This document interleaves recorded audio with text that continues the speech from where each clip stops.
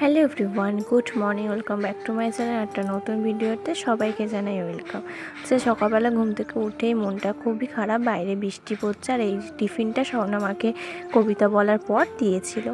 তো আজকে অষ্টমীর দিন সকাল থেকে বৃষ্টি, কি হবে বিকেলে ফাংশান আছে কিছুই জানি না। তো যাই হোক, সোনামাকে পড়ানো হয়ে গেছে, পড়িয়ে টড়িয়ে আমরা টিফিন খেয়ে স্নান টান করে যাচ্ছি মন্দিরে।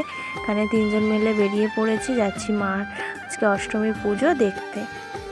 এসে দেখি পুজো প্রায় কমপ্লিটই, আর কিছুক্ষণই বাকি আছে। আর সোনামা এসে তো বন্ধু পেয়ে গিয়েছে, এখানে খেলছে। আর আমি আর দিদি একটু বসে বসে গল্প করছিলাম। তারপরে 1টা বেজে গিয়েছে, আমরা বাড়ির দিকে চলে এসেছি। এসে সোনামাকে খাইয়ে দিচ্ছি, কারণ সন্ধ্যেবেলা আবার প্রোগ্রাম আছে, না ঘুমালে তো সন্ধ্যেবেলা ঘুমিয়ে পড়বে। আর হাতে কি কামড়েছে জানি না, ডান হাতটায় কিছু হয়নি, বাঁ হাতটা ফুলে আর এত চুল করছে কি বলবো। তার মধ্যে সন্ধ্যেবেলা মা পাপড়ি চাট এনেছে আর আমার ওপর অত্যাচার হচ্ছিল।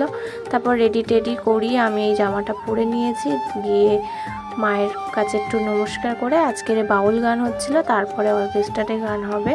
তারপর দিদা বসেছিলাম, বললো যা গিয়ে কিছু খেয়ে আয়। দিদি ঘুগনি কিনেছে আর আমি একটা পকোড়া কিনেছি, এটা আমি আর খেতে পারিনি, সোনামাই খেয়ে নিয়েছিল। আমরা ওইদিকে খাবার কিনতে গেছি, আর সোনামা ছিল ওর ধান্দায়, মার সাথে গিয়ে ক্লে কিনে এনেছে। ও ফাংশন তো দেখার তো দূরের কথা, ও ক্লে নিয়ে খেলছে। এখানে অর্কেস্ট্রার উঠবে বলে রেডি হচ্ছে ব্যান্ডরা। তো সোনামা এখানে খেলেই যাচ্ছে, আর এখানে ব্যান্ডের গান হবে বলে রেডি হচ্ছে স্টেজ, আর ও একটু একটু করে নাচছে। তারপরে আমার তো সঙ্গভঙ্গ চলে এসছে, এই যে অঞ্জলি আর ওর বোনও এসছে। তারপরে এই যে সোনালি, আর কি টাইটেলটা ছিল এখন মনে পড়ছে না, উনি গান করতে উঠলো। ওনার গলাটা খুবই ভালো। এখানে সোনামাকে ওর চেয়ারটা বাড়ি থেকে এনে দেওয়া হয়েছে।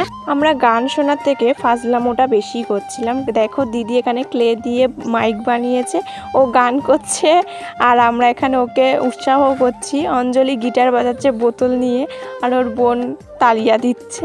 তো এখানে আমরা অনেক মজা করেছি সেদিনকে, অনেক অনেক মজা করেছি। এই যে আমরা ভেঙাচ্ছিলাম যে গান করছে তাকে, তার লিপ লাইন করছিলাম এখানে। তারপরে দেখো স্টেজ থেকে পরের গায়ক উঠে গেছে, আর এখানে দেখো সোনামা নাচতেও শুরু করে দিয়েছে। তারপর বাড়ি গিয়েছিলাম, বাড়ি থেকে চেঞ্জ করে খাওয়া দাওয়া করে এসেছি। এই যে কি নাচ শুরু দেখো, প্রায় 1টা 1:30 অবধি ওখানে নেচেছে, তারপর বাড়ি এসেছে। হ্যাঁ, আর সকাল 10টা 11টা পর্যন্ত ঘুমিয়েছে। তারপর এই নিজে গাইছে, সে ওকে স্টেজে তুলে নিয়েছে, নিয়ে স্টেজে 2 জন মিলে নাচছে। খুবই মজা করেছে সোনামাও আর আমরাও, অনেক অনেক মজা করেছি। আবার তো 1টা বছরের অপেক্ষা, এই পুজোর জন্যই আমরা অনেক অনেক দিন ধরে ওয়েট করে থাকি। যাই হোক, এবার বাড়ি যাওয়ার পালা। তো চলো ভিডিওটাকে এখানে শেষ করছি, আবার খুব তাড়াতাড়ি আসছি, টাটা।